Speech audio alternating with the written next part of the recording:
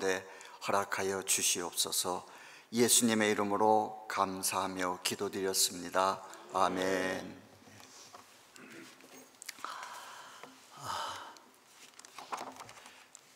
저는 오늘 에베소서 2장 8절 9절 말씀을 읽으면서 오늘 말씀을 시작하도록 하겠습니다. 너희는 그 은혜에 의하여 믿음으로 말미암아 구원을 받았으니 이것은 너희에게서 난 것이 아니요 하나님의 선물이라. 행위에서 난 것이 아니니 이는 누구든지 자랑하지 못하게 함이라. 이 성경 말씀은 예수 믿고 구원받으려고 하는 저희들에게는 굉장한 안위와 위로를 주는 말씀입니다. 왜냐하면은 믿음으로 구원을 얻고 행위로 말미암지 않고 행위로부터 난 것이 아니라고 우리에게 분명히 밝히고 있기 때문에 예수 믿는 나에게는 나는 구원을 받은 사람이고 구원받겠구나 하는 마음의 안정과 평안을 얻을 수 있겠지요. 제가 여기서 하나 여러분들에게 질문을 던지겠습니다. 질문을 드리겠습니다. 여러분은 어떻게 생각하세요? 내가 예수를 믿고 있기 때문에 내 삶의 모습이 어떠하든지 간에 전혀 그것은 나의 구원에 대해서 아무런 영향을 미치지 않는다. 여기에 대해서 여러분 동의하십니까? 에베소서에서 그렇게 말씀하시잖아요. 이거는 행위에서 난 것이 아니고 하나님의 선물이다. 믿음으로 말미암아 구원을 받는다. 여러분 어떻게 생각하세요? 그런데 이 말씀은 8절 9절에서 끝나는 말씀이 아니고 10절까지 연결되기 때문에 10절 말씀도 같이 한번 살펴봐야만 제가 여러분에게 드린 질문에 대해서 여러분이 바른 대답을 할 수 있을 것 같습니다. 10절을 제가 또 읽겠습니다. 우리는 그가 만드신 바라 그리스도 예수 안에서 선한 일을 위하여 지으심을 받은 자니 이 일은 하나님이 전에 예비하사 우리로 그 가운데서 행하게 하려 하십니다. 성경 말씀은 어느 딱 한 부분만 뽑아가지고 이렇게 적용하다 보면은 성경이 우리에게 전달하고자 하는 내용을 이렇게 곡해할 수가 있습니다. 8절 9절의 말씀은 10절까지 같이 묵상을 하고 같은 한 대목으로서 우리가 생각해 보아야 할 말씀이라는 것을 여러분 기억하시기를 바랍니다. 믿음은 구원을 얻는데 필수적인 겁니다. 믿음 아니고는 구원받을 수 없어요. 여러분이 예수 안 믿고 어떤 방법을 통해서도 어떤 일을 통해서도 구원을 얻을 수가 없습니다. 오직 천국을 가는 길은 길이요 진리요 생명이신 예수 그리스도를 구주로 믿는 길밖에 없습니다. 그러나 그 믿음은 우리의 순종을 요구하는 행위가 필연적으로 따르고 있다는 사실을 우리는 반드시 기억해야만 합니다. 야고보서는 믿음으로 구원받은 자는 어떻게 살아야 하느냐 하는 질문에 믿음만이 아닌 행함으로 의롭다고 된다고 가르치고 있습니다. 내 형제들아 만일 사람이 믿음이 있노라 하고 행함이 없으면 무슨 유익이 있으리요? 그 믿음이 능히 자기를 구원하겠느냐? 이와 같이 행함이 없는 믿음은 그 자체가 죽은 것이라. 허탄한 사람아, 행함이 없는 믿음이 헛것인 줄을 알고자 하느냐? 사람이 행함으로 의롭다 하심을 받고 믿음만으로는 아니니라. 영혼 없는 몸이 죽은 것 같이 행함이 없는 믿음은 죽은 것이라고 하나님은 야고보를 통해서 우리에게 이렇게 말씀하고 계십니다. 야고보는 구원에 있어서 믿음에는 반드시 행함이 동반한다는 사실을 야고보서 2장을 통해서 이렇게 강조하고 있습니다. 사랑하는 우리 교회 여러분, 마태복음 5장에서 7장까지는 우리 믿는 사람들이라면 수도 없이 들어봤던 예수님의 황금 같은 산상 설교를 기록하고 있습니다. 그래서 복음은 오직 믿음으로 구원을 얻는다고 믿음으로만 구원을 얻는다고 했던, 그것을 강조했던 켈빈, 복음이 아닌, 그래서 이 산상수훈에서는 굉장히 예수님의 그 설교 속에서 행함을 강조하고 있어요. 그러다 보니까 복음이 아닌 율법을 주장하던 이 산상수훈을 루터는 어떻게 말했냐면은 이것은 복음이 아니라 율법이라고 마틴 루터는 간주했던 것입니다. 이 사실을 우리는 앞에서 살펴본 에베소서 2장 8절, 9절, 10절까지 전체 맥락에서 봐야 하는 겁니다. 믿는 자의 선행은 그 믿음에서 발동되는 필연적인 요소입니다. 여러분이 진실로 예수 그리스도를 만나 그가 나의 구주요 나의 주인 된다는 것을 여러분이 믿는 자라고 한다면은 여러분들의 삶 속에서 어떤 행동의 변화가 나타나는 것은 너무나도 당연한 것입니다. 여러분, 나무는 그 열매로 아는 것처럼 참다운 믿음은 반드시 선행을 동반하게 되고, 열매 맺는 순종의 삶이 없는 믿음은 참다운 믿음이 아니라는 겁니다. 믿음을 고백하는 자의 그 선한 행동은 믿음의 정체성을 말해주는 열매입니다. 열매를 맺지 아니하는 나무마다 하나님께서는 찍혀 불에 던져진다 했습니다. 그리고 그 믿음의 행위는 그 사람의 믿음의 시금석이 되는 겁니다.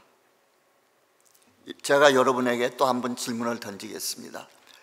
부엌에서 우리 권사님, 집사님들이 모여서 주일 음식을 잔뜩 준비하면서 서로 대화를 합니다. 나는 아무개 김 집사를 볼 때 너무 믿음이 좋아. 참, 나 부러워 그분. 나는 우리 이 권사님 뵐 때마다 그분이 어쩌면 그렇게 믿음이 좋을까? 나는 정아무개 장로, 그 사람 개판이야. 여러분이 그 사람 믿음 좋다, 그 사람 참 크리스찬이야, 여러분 뭘로 판단하세요? 예? 행위죠. 여러분이 여러분 주위에 우리 교우들을 바라보면서 나름대로의 눈금을 매깁니다. 눈금을 매기는데 저 사람은 믿음 좋은 사람이야, 저 사람 닮아야 돼. 그걸 판단할 수 있는 여러분의 유일한 기준은 그분의 행위를 보고 말하는 겁니다. 그렇지 않습니까, 여러분? 주님이 산상설교 가운데서 말씀을 듣고자 모인 무리를 향해서 주님은 이렇게 말합니다. 나더러 주여 주여 하는 자마다 다 구원받는 게 아니야. 내 아버지의 뜻대로 행하는 자라야 천국에 들어갈 수 있단다, 이렇게 말씀하십니다. 바로 그 다음 요한복음 7장 21절 이 말씀 바로 다음 22절에 주님께서 또 이런 예를 듭니다. 당대에 모든 사람들의 어떤 신앙의 모델과 같은 세 그룹을 예수님께서 딱 찍어서 말씀하세요. 한 그룹은 선지자의 그룹을 말씀합니다. 다른 한 그룹은 권능을 가지고 귀신을 쫓아내는 은사가 충만했던 모든 사람들이, 저분들의 신앙이 얼마나 좋으면, 믿음이 얼마나 좋으면 귀신을 명하니까 귀신이 막 나가네 하는 그룹을 예수님께서 딱 찍어서 말씀하십니다. 다른 한 그룹은 얼마나 성령이 충만한지는 모르겠지만 권능이 막 나타나는 삶을 살아갑니다. 그런데 그들을 향해서 주님은 뭐라 그러십니까? 나는 너희를 도무지 알지 못한다. 와, 이거 충격 아닙니까? 여러분, 은사가 충만하게 나타난다고 해서 그 사람이 구원받았다, 천만에요. 우리는 판단할 수 없습니다. 주님은 그런 사람들을 향해서 왜 나는 너희들이 구원받지 못했다고 말하냐면은 너희들은 불법을 행하던 자들이야. 그들이 선지자 노릇하고 귀신 쫓아내주고 아픈 사람들을 치료하고 권능을 행했던 것이 잘못된 일입니까? 하나님께서 받은 사명 당연히 감당해야 할 일들입니다. 그런 일들을 행함에도 불구하고 나는 너를 모른다 그랬습니다. 이거 얼마나 두렵고 겁나는 얘기 아닙니까? 제가 우리 변종호 선교사님한테 그런 말을 했습니다. 제 계급장 7자를 달고 나니까 자꾸 겁이 나요.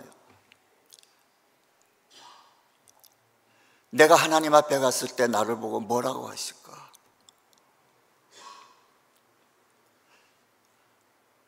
제가 변 선교사님한테 제가 봤던 유튜브로 하나 얘기했어요. 뉴저지에서 목회하시는 분인데 3년 만에 그분이 한 명을 데리고 목회를 시작하신 분인데 600명이라는 교인으로 부흥시켰던 분이에요. 그분은 신실하게 이스라엘에서도 8년간 공부도 하면서 사역을 했던 분입니다.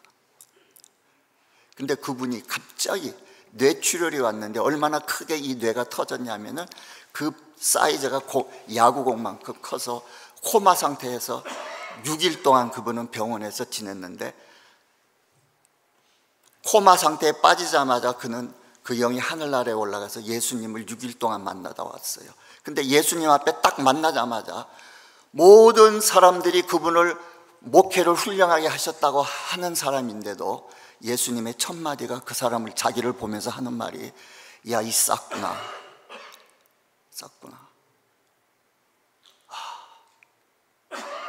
그런데 하나님께서 6일 만에 내가 너를 치료해 준다 그러면서 온몸에 그거 주렁주렁 그 UCI에 있던 그분이 그걸 달고 일어나서 나오니 병원이 얼마나 발칵 뒤집혔겠어요. 그러면서 하시는 말씀이 가서 복음을 전해라. 히브리서부터 증거하라. 여러분, 우리가 외모만 보고는 그 사람의 믿음이 하나님 앞에서 인정받는 믿음이다 아니다 알 수가 없습니다. 주님께서 내가 너를 도무지 알지 못한다, 내가 너를 알지 못한다. 여러분, 마리아에게 천사가 와서 네가 처녀가 아들을 낳을 것이다. 마리아가 했던 대답이 뭡니까? 뭐라고요? 나는 사내를 알지 못하는데, 기노스코 같은 말이에요. 나는 사내를 알지 못하는데 어떻게 그런 일이 나한테 일어날 수 있어요? 여러분, 마리아가 사내를 몰랐습니까? 자기 아버지가 남자예요. 자기 집안 형제 중에서도 분명히 사내가 있었을 거예요. 동네에서 어렸을 때부터 같이 소꿉장려하고 놀던 남자친구들이 없었습니까? 있었습니다. 마리아가 내가 사내를 알지 못한다는 것은 경험적이고 인격적으로 깊은 교제를 가져서 아는 그 암이 없다는 얘기죠. 여러분은 우리의 삶 속에서 하나님의 선한 일을 행하며 하나님의 뜻을 행하기 위해서 얼만큼 하나님과의 교제를 갖는 시간을 갖고 있습니까? 얼마나 하나님의 뜻에 대하여 알고 여러분이 순종하기를 위해서 애쓰는 삶을 살고 있습니까? 믿음으로 구원을 얻는다고 하시는 에베소 2장 8절 9절의 말씀을 갖고 안위를 느끼며 안도의 숨을 쉬면서 나태하지는 않습니까? 여러분, 그분의 뜻을 따를 때 참 주님과의 사귐이 있어야 한다는 것을 여러분은 기억하시기 바랍니다. 로마서 12장 1절 2절에서는 이렇게 말합니다. 그러므로 형제들아, 내가 하나님의 모든 자비하심으로 너희를 권하노니 너희 몸을 하나님이 기뻐하시는 거룩한 산 제물로 드리라. 이는 너희가 드릴 영적 예배니라. 너희는 이 세대를 본받지 말고 오직 마음을 새롭게 함으로 변화를 받아 하나님의 선하시고 기뻐하시고 온전한 뜻이 무엇인지를 분별하도록 하라. 마음의 변화를 받아 하나님의 기뻐하시고 선하시고 온전한 뜻이 무엇인지를 우리는 분별하도록 애쓰면서 그분 앞에 무릎을 꿇어야 됩니다. 누가복음 18장에서 주님은 이런 예화를 들지 않습니까? 쉬지 말고 기도하고 낭망치 말아야 할 기도에 대한 교훈을 가르치시면서 그 교훈의 끝에서 뭐라고 말합니까? 내가 마지막 때에 세상에서 믿는 자를 보겠느냐. 이 얼마나 무서운 말입니까? 우리 주위에 얼마나 예수를 믿는다고 하는 자들이 많습니까?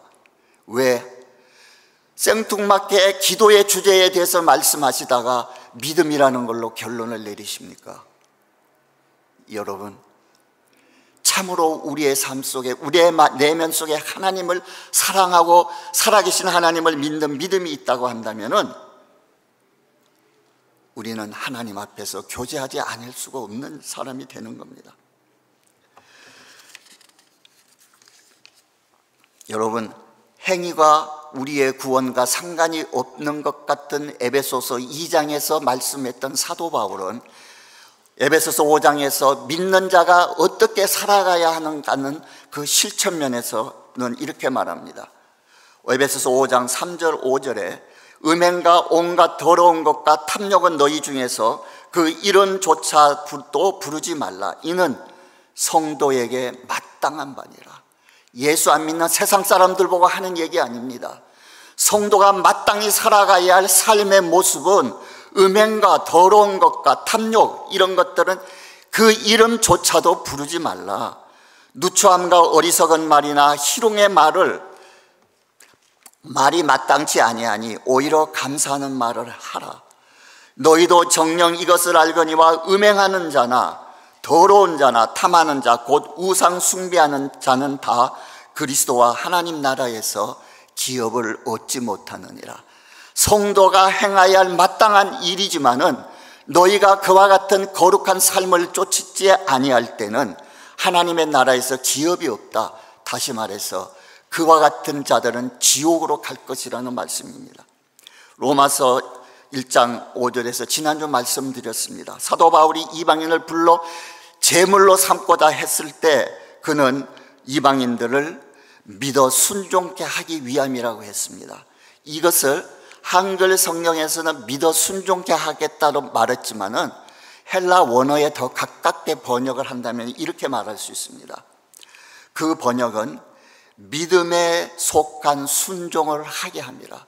믿음 안에는 순종이 내포되어 있는 겁니다. 여러분이 참으로 예수를 믿는다고 한다면은 순종이 내포되어 있는 믿음이 따를 수밖에 없습니다.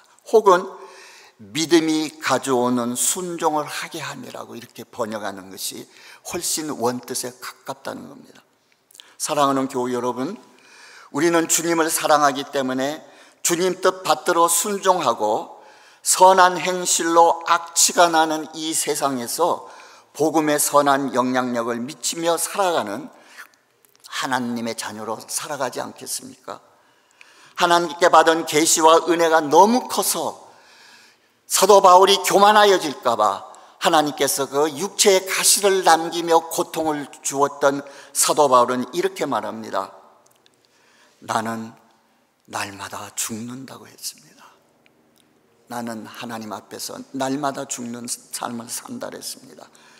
철저한 자기 부정의 삶에 대한 고백이었고 하나님의 뜻을 행함에 있어서 자신의 목숨을 걸었던 사람입니다.